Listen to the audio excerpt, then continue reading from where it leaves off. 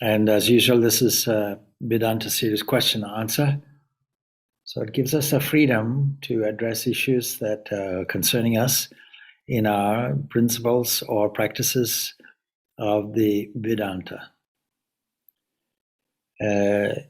So we begin off with our usual prayer for teacher and student. Om Sahana Bhavatu Sahano Bhunaktu Saha Viryam Karavavahai Tejasvinavaditam Astu Ma Vidvishavahai. Om Shanti Shanti Shanti. May that one nourish us both and protect us both. May we work together with great energy and enthusiasm. May our studies be full of illumination. May we not unnecessarily cavil with each other. Peace, peace, peace be unto all. And so with that, I'm going to mute my microphone temporarily while you forward your question.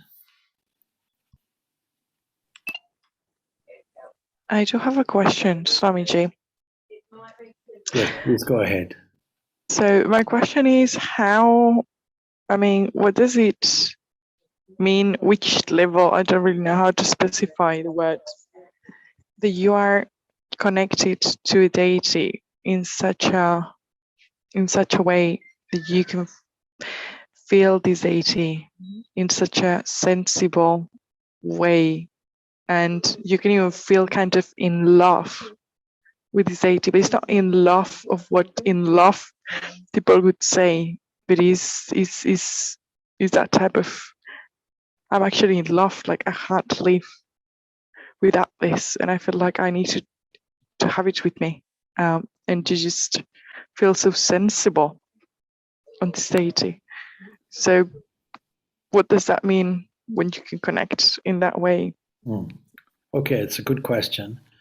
It's a question that highlights the necessity amongst devotees for a level of what might be loosely called mysticism.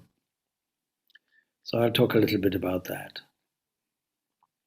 I'm going to connect it, of course, with the birth, life, and principles of Buddha, since tomorrow is celebrated as Buddha Purnima. That is the full moon, or the Vaishak celebration of Buddha's birth amongst many Buddhist communities worldwide. And we also celebrate it on this day. And tomorrow is the full moon. That is the Purnima.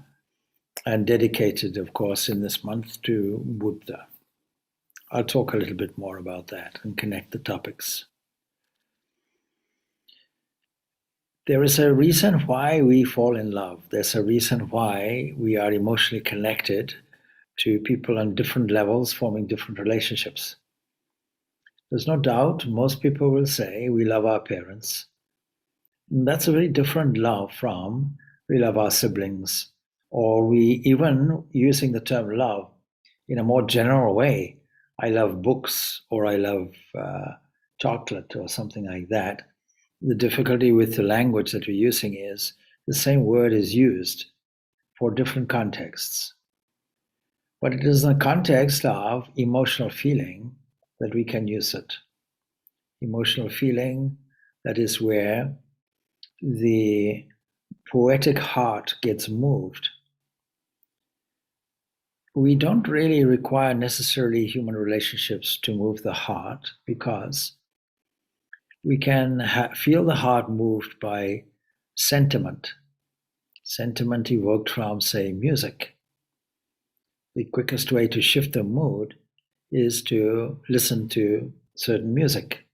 In Indian music, for example, the ragas are designed so that you cannot play ragas designed for different times of the day at other non-designated times. There are ragas that evoke a certain sentiment in the morning, those that are evoked in the afternoon, in the evening, and so on.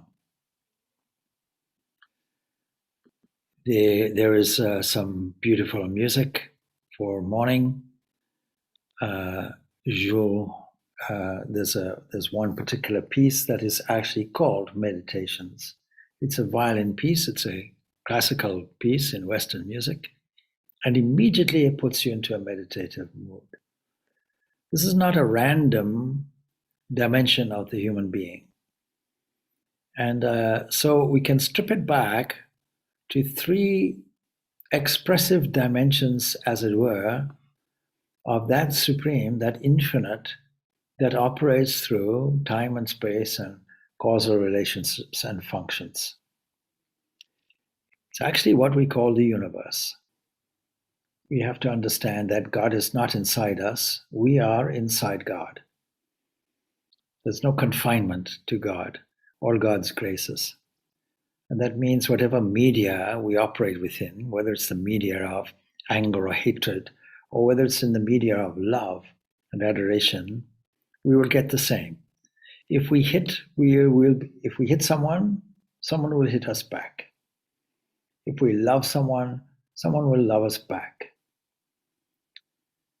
So this expression comes really from a definition of what is Brahman, the highest principle, in its transcendent aspect, before it fragments, as it were, into the familiar world that we know.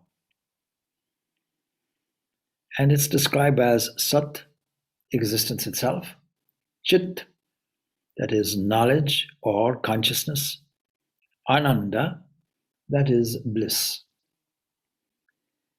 If it was something different from this, bearing in mind these are not qualities or properties, these are substantial essences.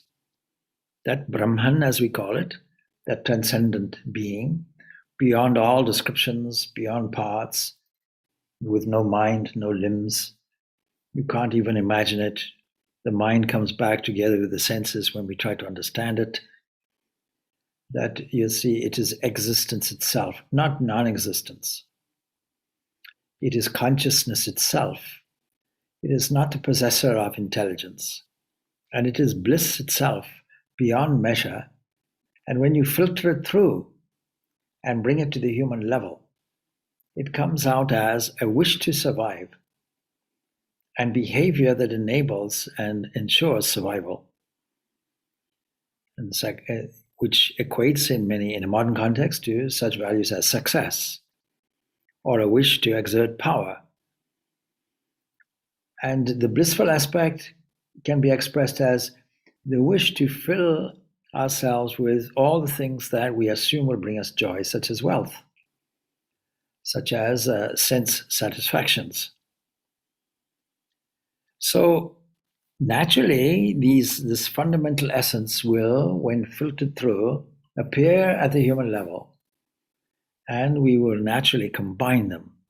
If we want to survive, we have to propagate the species, but the human relationship says it's not just about raw propagation. The animals do it. There has to be another element, a higher dimension of it. There has to be a mutual love, a mutual respect. And then we have to be thinking people, otherwise we'd never inquire into the whys of modern science.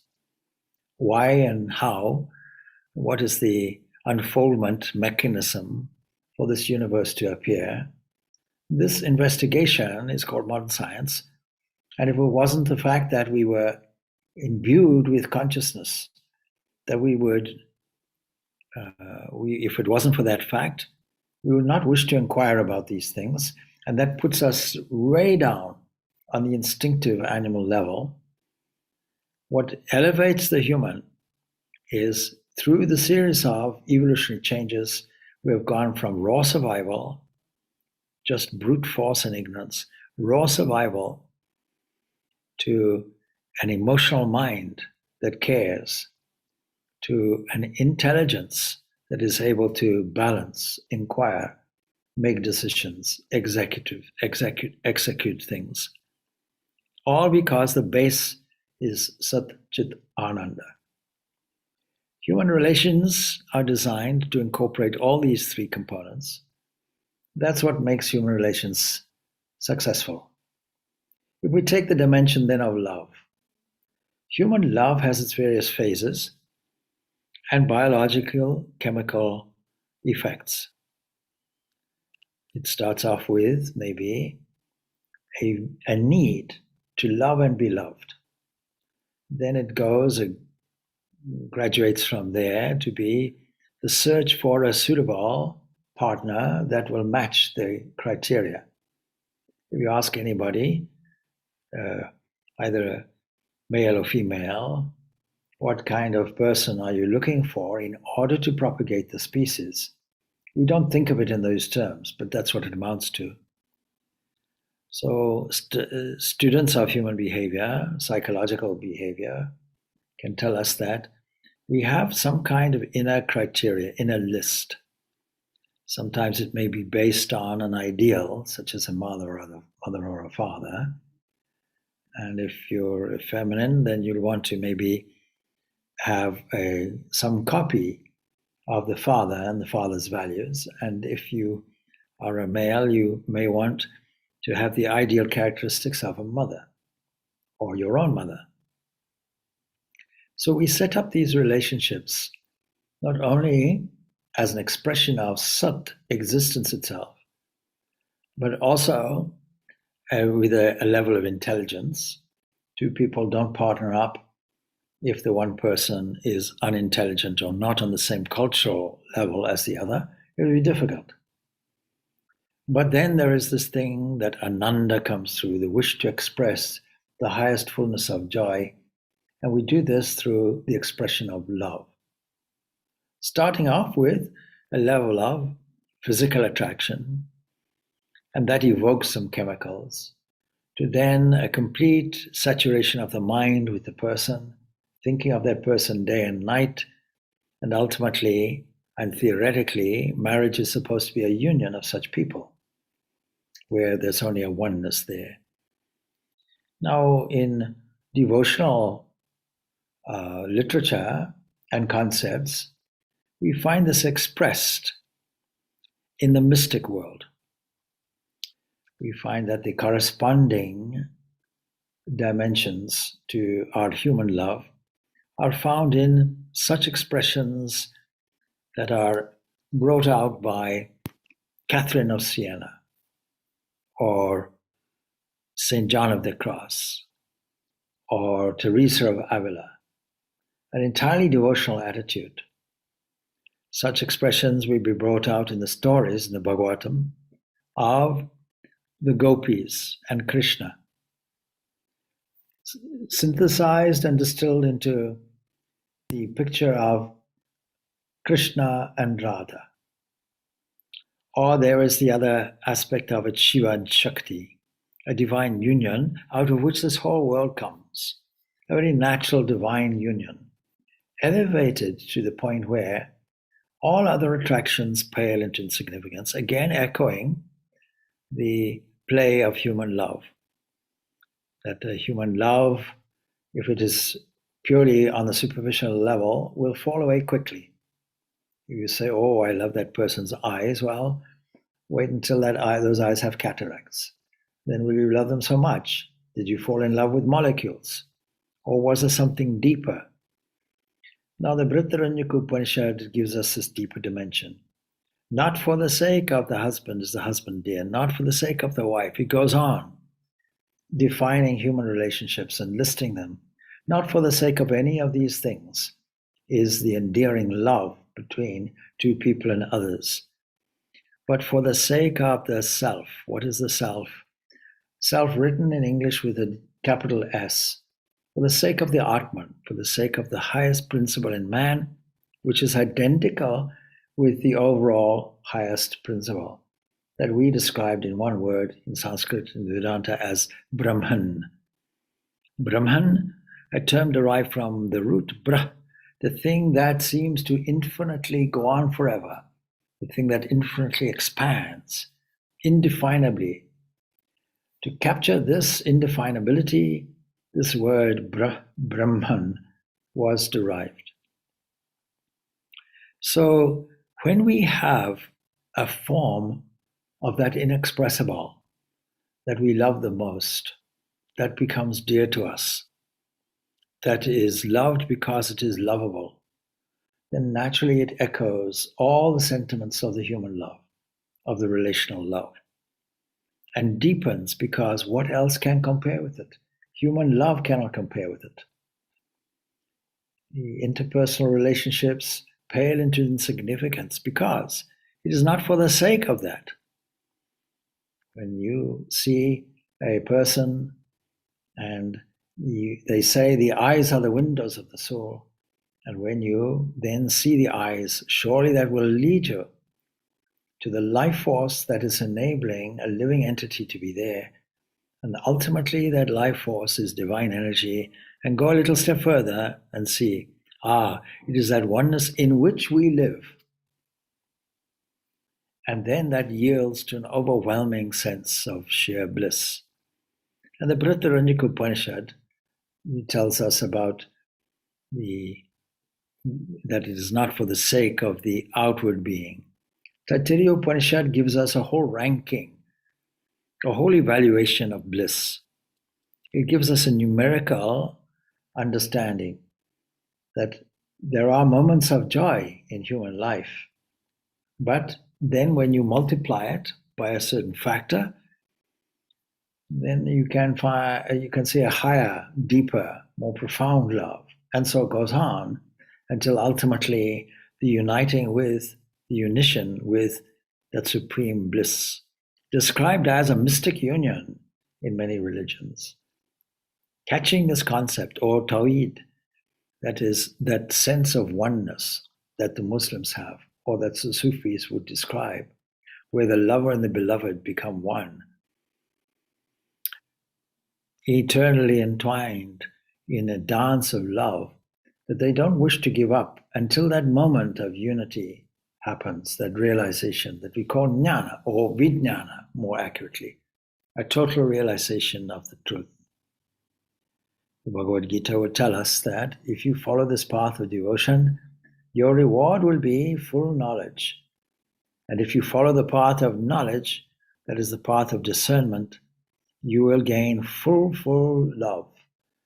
You will gain the fullness of the rewards of the bhakti. Whichever way you approach it will be a profound inner journey. It'll be a mystic journey.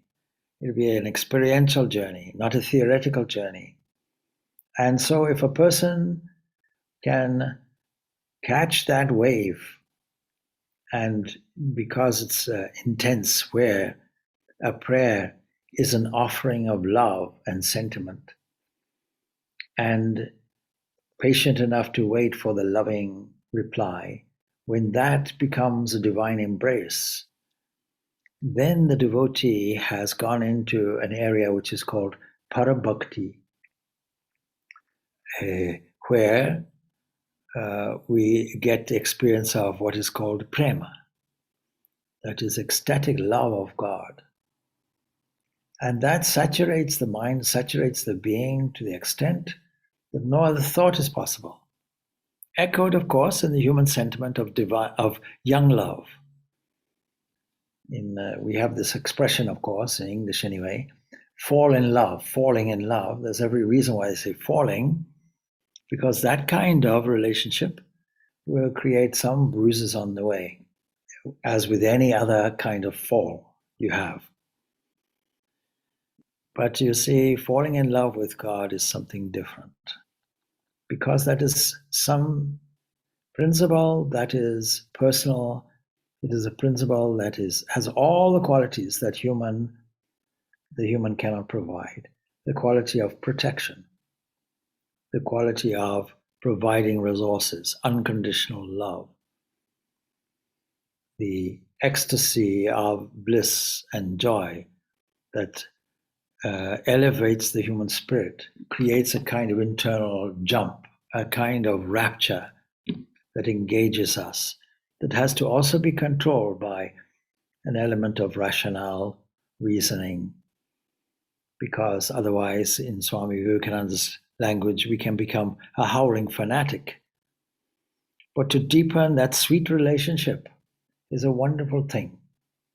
And this is the path of bhakti yoga, the path of devotion, the path which actually is most natural to us in this age. When I say this age, we describe it as the Kali Yuga. So that whatever aspect of that supreme you take, be it that of a mother where you are a child, be it as a lover where you are the lover, be it as a parent toward a child, be it as friend, companion, whichever aspect you take, it has to be deepened on a daily basis. And it has to be deepened naturally, not artificially, not with a struggle, because it contains the element of adoration, wonder, and thankfulness. These three components are there. And when this is entrenched more and more and more, and these three aspects become deeper and deeper and deeper, we become overwhelmed with a constant surge of love, something that is steady, not exaggerated, something that is there from day to day, not one day and none the next, something that where we are carried by the wave of the most sweet sentiment, that of pure love, not tainted love. Most human love is tainted love. There has some aspect of selfishness, but divine love has none of these components. So we can apply all the human similes, examples, and experiences to this mystic relationship. And we can do it in such a way that we can relate to it in moments of increments. It can be seen and shifted on a day-to-day basis, a deepening of experience. What a wonderful thing that is. So if you have experienced that and are experiencing that, well, blessed are you. Now, tomorrow is Buddha's birthday, so I have to bring this into it. So Buddha never seemed to have any form of divine relationship like that. He seemed to be something like a jnani, because his chief concern was not about theology and sentiment. His chief concern was compassion, that sentiment. You may ask, what is the difference between love and compassion? Compassion comes out of love. So love has to be there in the first place, to have the insight to see the infinite possibilities in another and evoking compassion as a result. Buddha loved life initially. Life meaning he was a pampered prince, and his life was cultivated in that way for fear that he would catch on to this spirit of renunciation that eventually became his. Now, most of us would love to continue having that life of luxury where every desire is fulfilled. But he didn't see anything in this. He saw only holiness from a profound experience of life itself when he went out of his cocoon and saw life in its harsh reality as suffering. No matter how much we wish to bypass suffering, it'll always be there. And yesterday I gave a talk on this aspect of what pain teaches us, pain as a teacher. Pain teaches us many lessons and drives us toward higher and higher principles, makes us stand back and revise where we are and consider that whatever formula we're using is not really working long term. Short term, maybe, long term, not. Because we get caught up in repetition cycle, the repetition essentially of foolishness. What is reincarnation? Reincarnation of foolishness. So at some point or other, we have to learn, and there's an inner drive, there's a continuous flow of grace. If we block the grace, of course, then we remain either stagnant or we regress. In order to progress, as it were, in order to discover what is already there, we have to learn to open things up. The first thing we can do is open up the heart. So Buddha was full of compassion. I don't think there's any example in history that can compare with the Buddha's great compassion for all. He came out as teaching and was centered around this question of suffering. So as I mentioned yesterday, he starts off with a fact. We're all going through painful experiences.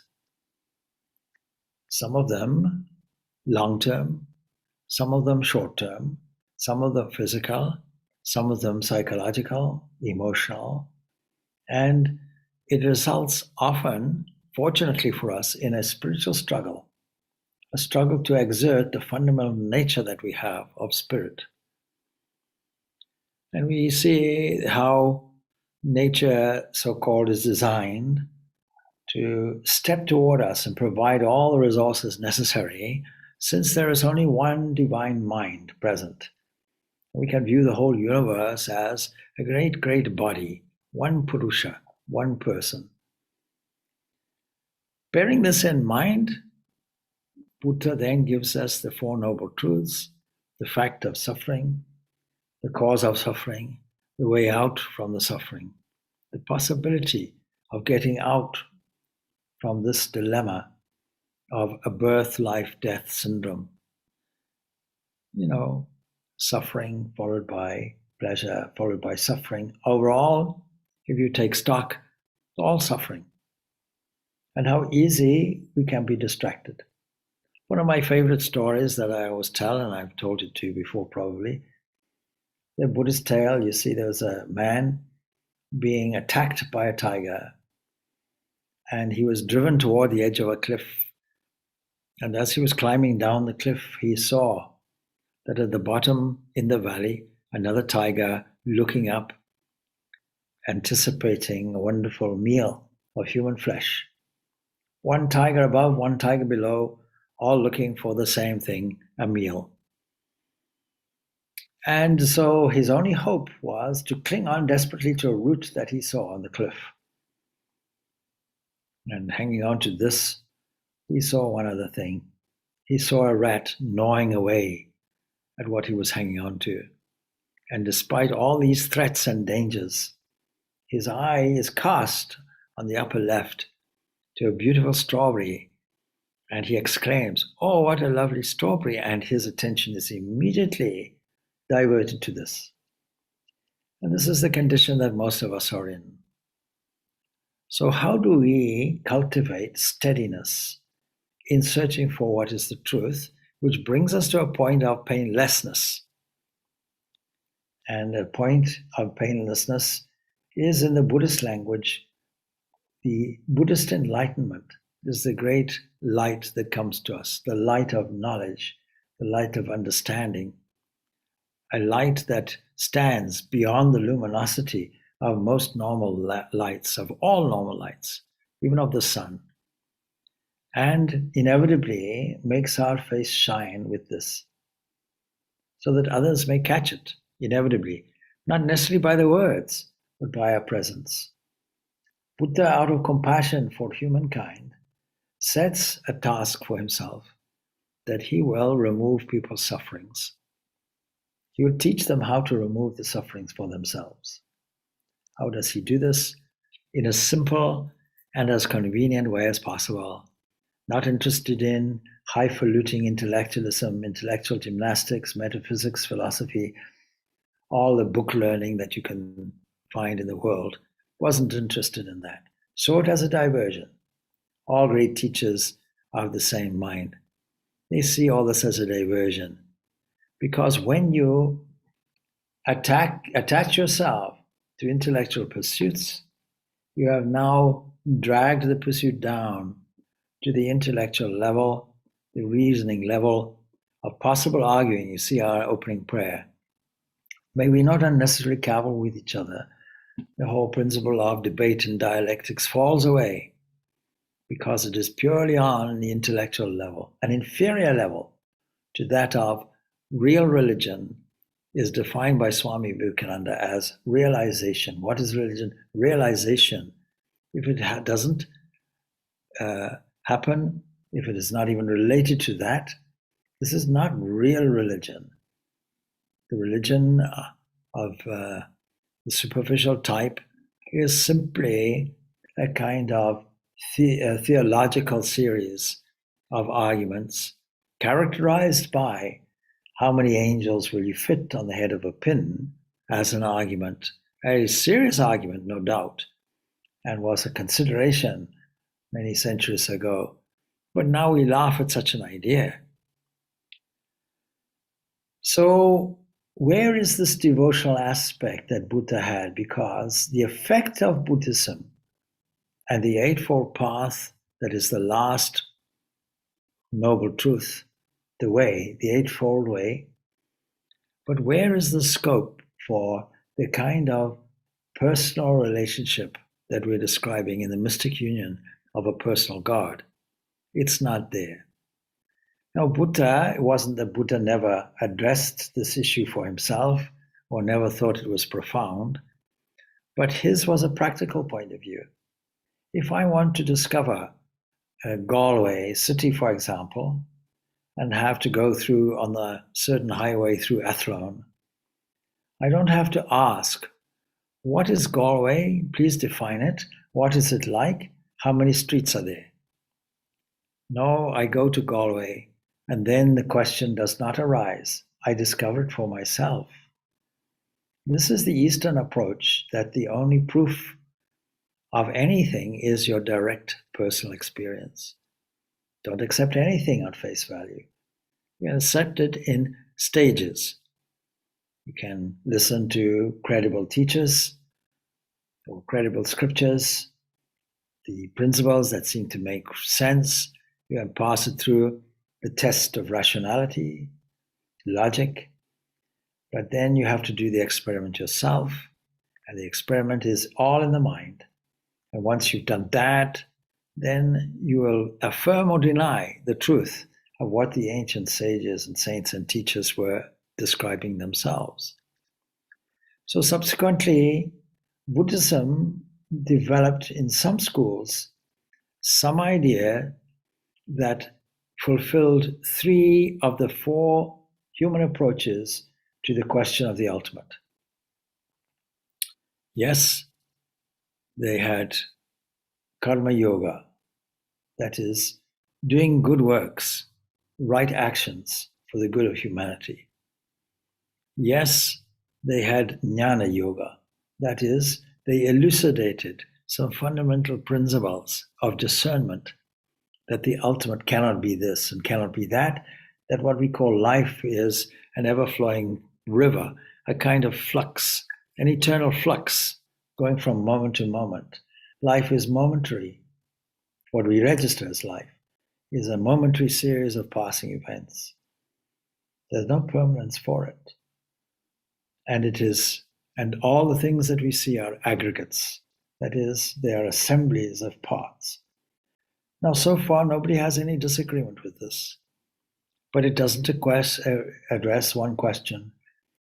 Who or what is that one that is observing and seeing it? What is its value? No doubt Buddha experienced it. He went from being Shakyamuni, a silent one of the Shakya clan, Gautama Siddhartha, and became Buddha, the enlightened one, the one of enlightened intellect, a positive outcome. It wasn't emptiness. And yet, much Buddhist philosophy will bandy terms such as shunya, emptiness. And that creates a misunderstanding. And the term nirvana or nibbana in Pali was understood to be, okay, when we negate everything, but we still haven't described the indescribable, nor do we intend to. Why would you? Please experience it. And then once you experience it for yourself, you'll be able to affirm the sense of oneness. So now, the one thing that is missing really in those philosophical outcomes will be bhakti yoga. And this was one of the components for the decline of Buddhism in India. The need for a tangible, personal God. Some being that you can relate to on an intense, intimate relational level. Some relationship that sets up an intense sweetness. That's missing. And you can't substitute compassion for it. It's not the same thing.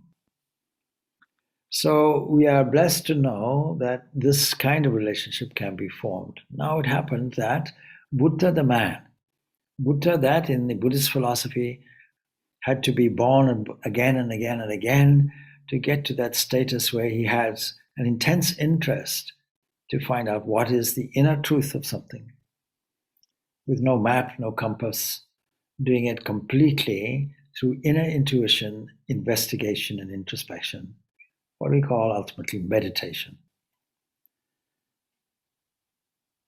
But he was a reformer, and he was denying the superstitions of his day, where if I worship, there must be a reason for it. If I light a lamp, there must be a reason for it.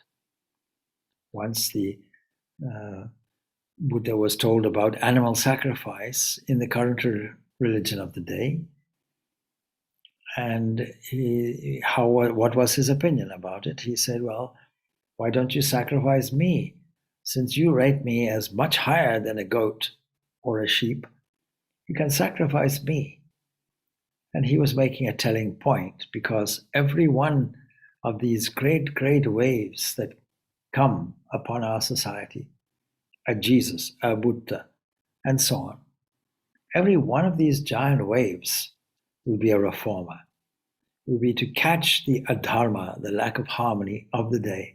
And that is always associated, inevitably, with religious strictures, with rules and regulations that are there only to exert power and to accept and absorb greed, or the effects of greed. So Buddha never said anything about it. When asked, is there a God or is there no God, the great silent one of the Shakya clan, Shakyamuni, kept silence. He didn't say yes. He didn't say no. Is there a soul? He didn't say yes. He didn't say no. And this silence was interpreted as a no. And that's the unfortunate thing. And so India itself had to meet the needs of the people. An absentee God is something that they craved for. And this was one of the factors for the decline in Buddhism in India. It's not that there cannot be such a thing in Buddhism, because that ordinary man, according to Buddhism, was elevated to the status of a deity. And that is why you'll find golden statues of the Buddha everywhere, in different postures, honored, incense burnt in front of him, prostrations made to the statue, representing a remarkable light that came to the world. And when a devotee in the Oriental system is close to the object of devotion, nearness becomes oneness, and the devotee is honored, or should be honored, in the same way as the object. Because God shines through that person completely. And so therefore saints, sages, are all honored if they reflect this divinity from within. So in considering this Buddha's birthday, I suppose there are some highlights that we can alight our attention on. There is a book, a 19th century book written by a Methodist minister, a Christian in other words, called The Gospel of Buddha. It's a beautiful, beautiful text. It's a text that was written in the spirit of Christianity. I'll read the commentary on the back of the book. Compiled in the late 19th century from the ancient Buddhist canon, here is an overview of the life, the teachings, and the noble truths of Buddha. Its main purpose lies deeper than in helping to comprehend Buddhism. It lies within enlightenment through the Four Noble Truths and the Eightfold Path to end all suffering. If we avoid harming all other living beings, if we sharpen and focus our mind, and if we gain wisdom, each of us can reach perfect happiness and the end of all misery. Written clearly and in similar style to the Christian Gospels, this is a wonderful introduction to the way of the Buddha from birth, the attainment of enlightenment, and teachings to his death. And we happen to know that this book has been used by a variety of people. In the beginning, there's a small commentary that the Gospel of Buddha is a 19th century compilation from a variety of Buddhist texts by Paul Carus. It is modeled on the New Testament because he noticed parallel passages and parallel parables, stories. It is modeled on the New Testament and was widely read. It was even recommended by Ceylonese Buddhist leaders as a teaching tool for Buddhist children. Several things come to mind. One is there's a Christian minister who sees the worth in these Buddhist teachings and sees parallels to that of Jesus, and therefore endorses and deepens his respect and love and a deep admiration for what became the Buddha. Doing it honestly. And of course, there's a suggestion that possibly Jesus was a Jewish Buddhist, is one theory, because Buddhism, wherever it went, took the existing religion and put Buddhism on the top, making everybody relate to one complete universal text. The Gospel of Buddha is a relatively short book in comparison to many other books that could be used on the subject. It's approximately, 120, 130 pages, which is quite a small book, as I say, in relation to many other kinds of books. I can read an extract of it.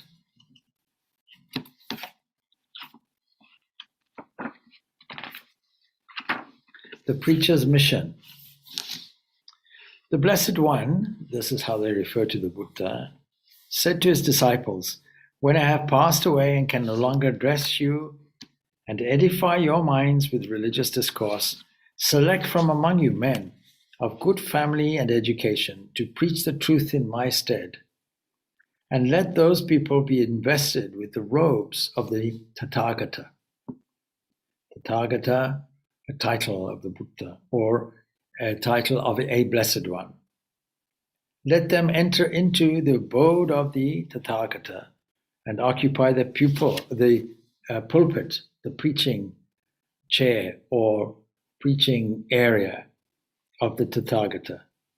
The robe of the Tathagata is sublime forbearance and patience. See, it's not an actual garment. It is sublime forbearance and patience. The abode of the Tathagata is charity and love of all beings.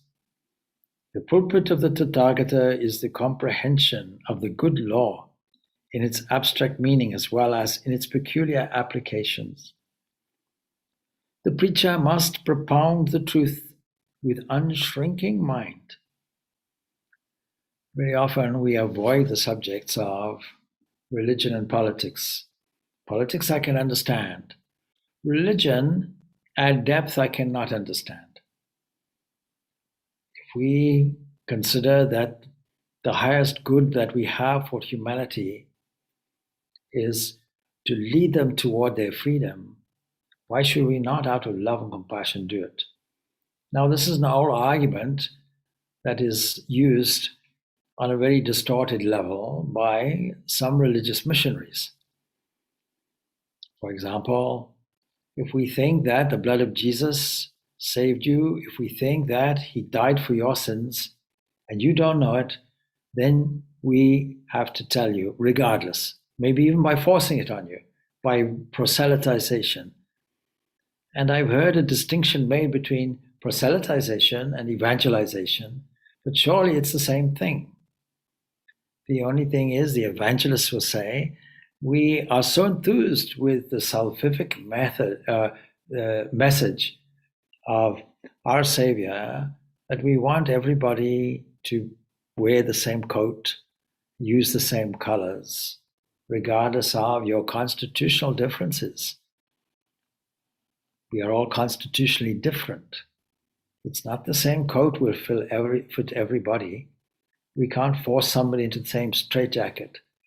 We have to have our own clothing, and we have to fit our size appropriately into that of the clothing.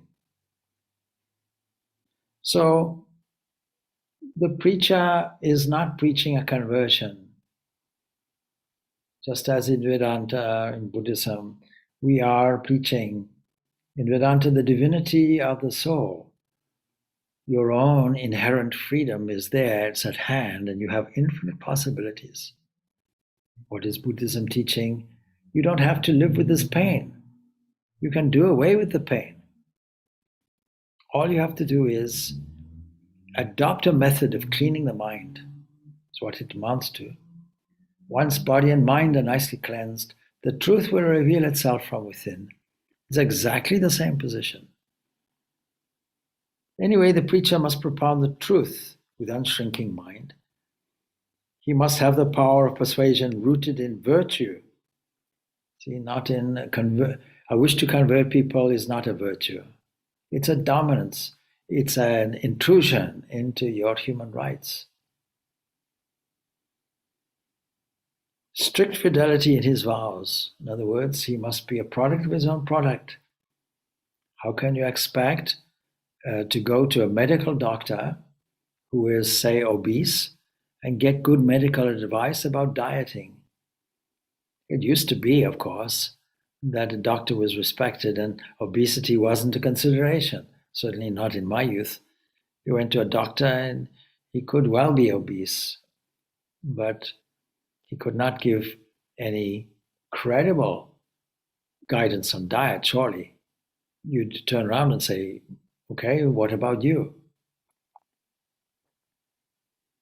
So the preacher must keep in his proper sphere and be steady in his course.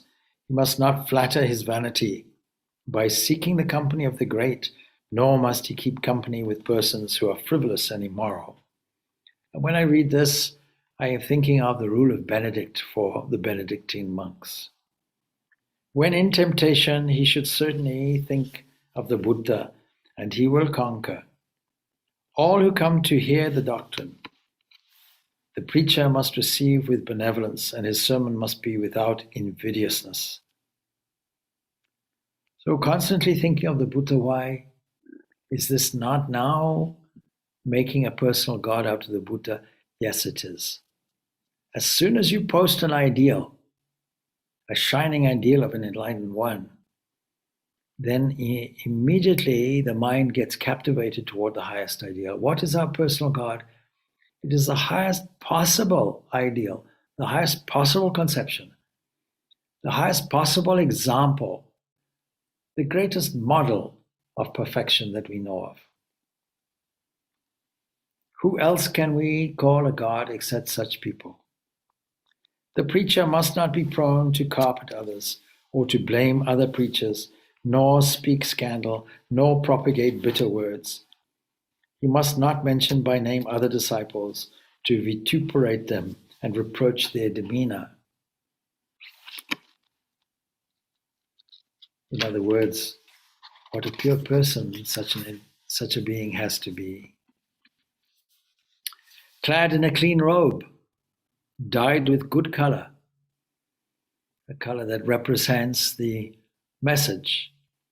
With appropriate undergarments, he must ascend the pulpit with a mind free from blame and at peace with the whole world.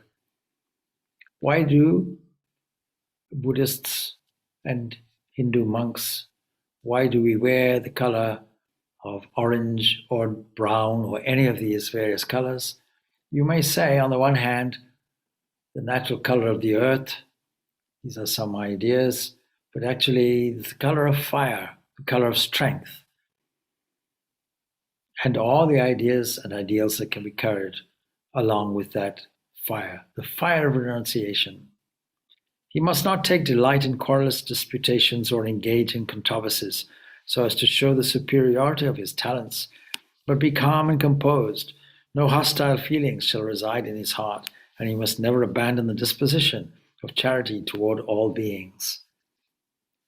In other words, this is the kind of behavior all of us should adopt, regardless of whether we are preaching or not.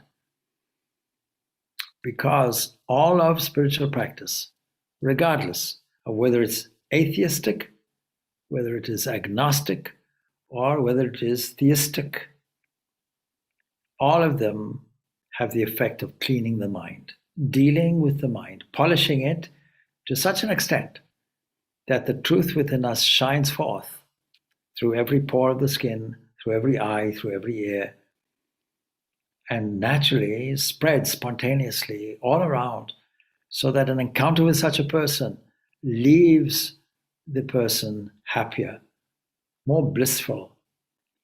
It catches, as it were, catches the aura and the environment of the holy person. Even if that holy person is sitting or standing in a place isolated, it will have its effect, not just on the immediate environment, but the whole world. What can we do in moments of crisis, international crisis, say? Should we get involved? Should we take up arms? Should we become anxious? Should we spoil our health by awkward blaming, criticizing, thinking, by panic and by fear and by doubt?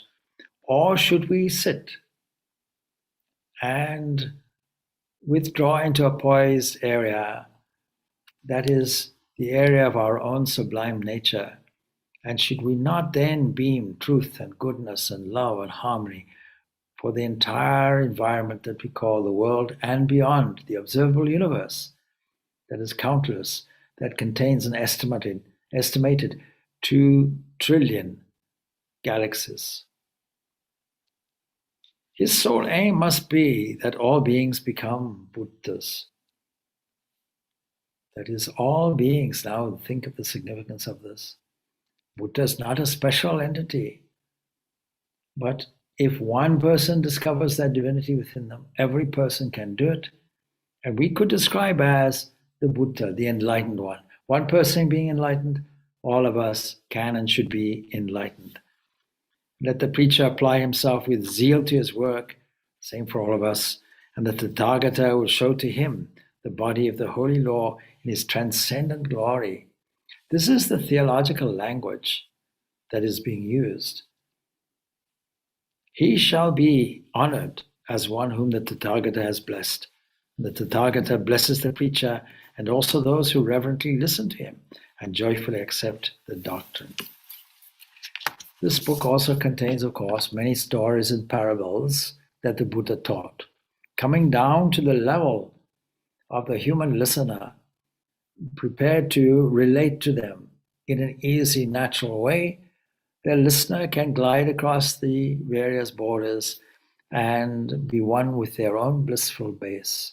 This is the intention of all religions, regardless of what they are, what they're called, what theologies they have to have, what doctrines and dogmas they may espouse. The fundamental truth is one. We, of course, call this Vedanta. That is the finality of truth. You may call it whatever you like. You may call it the discovery of your own Buddha nature. You could call it Brahmavidya. You can call it the eternal law, Sanatana Dharma.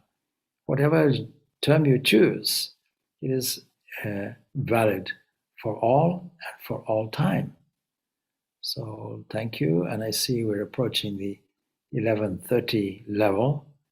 So I hope we've encompassed not only the answer to your question, but also a little bit about the life and character and ideal of the Buddha. Thank you. I had a question. And the robe is not a signification in relation to astronomy and not astrology, and astronomy. So in relation to the constellations and to one of the constellation that comes every morning. Yeah, when there is a sunrise, obviously on sunset, sometimes the sky is arranged. So I was just like also wondering, like if historically there might have been some sort of inspiration through this. Might be wrong, but I steer away from astrology. Oh, me too. From astrology, yes. From astronomy, no. I don't stay away from astronomy. But what we call astronomy is a fact of life. And the way we have to view it is that what we call life, what we call nature, what we call the observable universe, we don't know beyond the observable universe. What we call the total environment that is so vast it's incomprehensible, it can be considered as the warp and woof of a cloth. And this is how the Upanishads describe it also. Woven like warp and woof.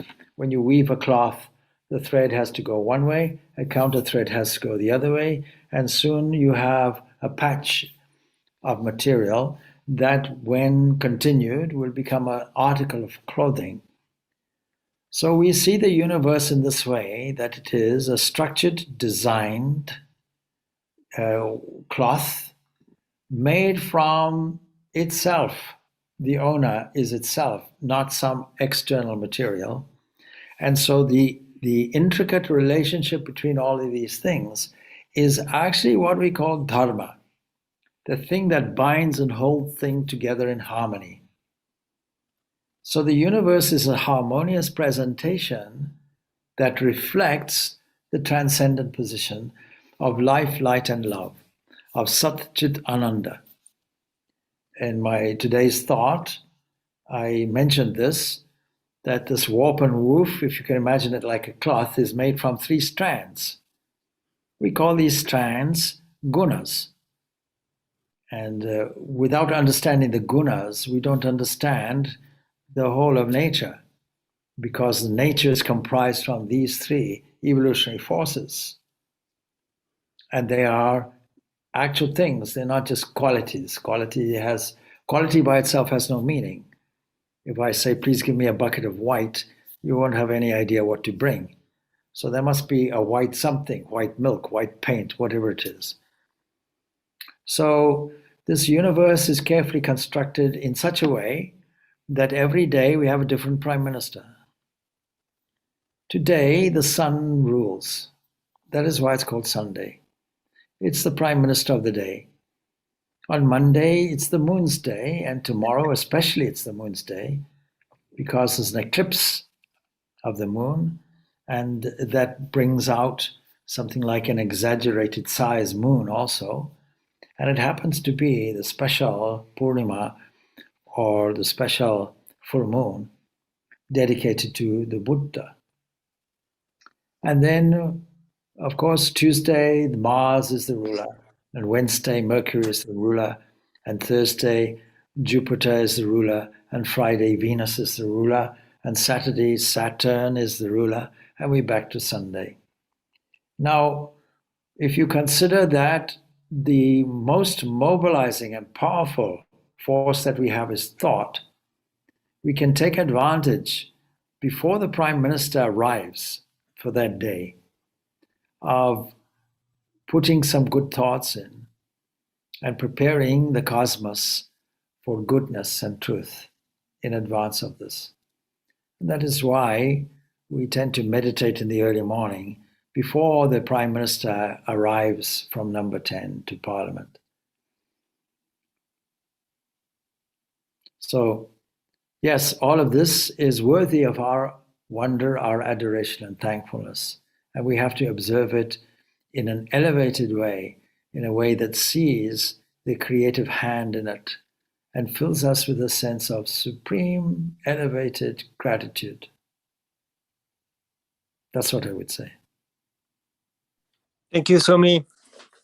Thank you. Good. Thank you, Swami. Thank you. Thank you. Merci beaucoup. Bonne journée to those in France and Belgium. Merci. Merci beaucoup, Swami. Okay. Thank you, Swamiji. Right. Thank you, Swamiji.